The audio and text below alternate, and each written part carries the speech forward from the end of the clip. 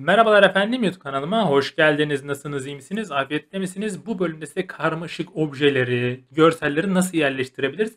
Hadi başlayalım. Öncelikle bunları bir seçmemiz lazım. Yani ne açıda seçelim? Mesela şu açıda seçebiliriz, eşit şekilde olabilir. Şimdi ne yapıyoruz? Edit'e tıklıyoruz. Define Pattern'a tıklayıp bunu onaylıyoruz. Ardından boş bir sayfaya geçelim. Daha temiz olsun bizim için. Buradan Edit'e tıkladık, Fiil'e tıklıyoruz. Buradan bizim görselimizi seçiyoruz. Random fiili seçip yine onaylıyoruz. Burada bunu iyi ayarlamanız lazım. Bu adet sayısı. Piksele düşen baz galiba o şekilde. Minimum scale yani maksimum ne kadar küçülebilir, diğeri de ne kadar maksimum büyüyebilir açısını diyor. Yani fark ettiyseniz bakın farklı bir açısı oluyor.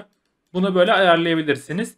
Bu colorize yani color tamamen size kalmış. Gördüğünüz üzere renkli renkli şeyler yapıyor. Fakat biz çok da şey yapmayalım.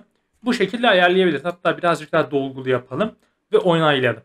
Gördüğünüz üzere bu şekilde yerleştirdi. Umarım beğenmişsinizdir. Hoşça kalın.